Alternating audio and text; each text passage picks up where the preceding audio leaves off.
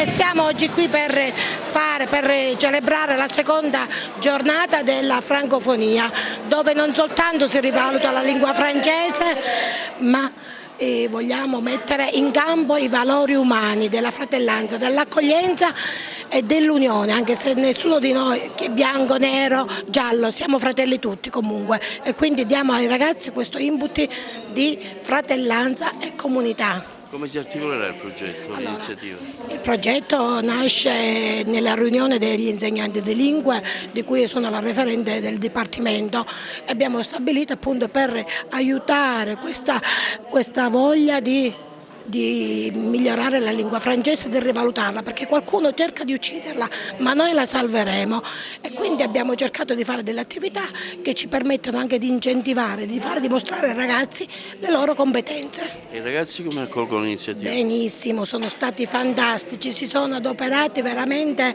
fino all'estremo, abbiamo lavorato di mattina e di pomeriggio, in qualsiasi momento è tutto gratis.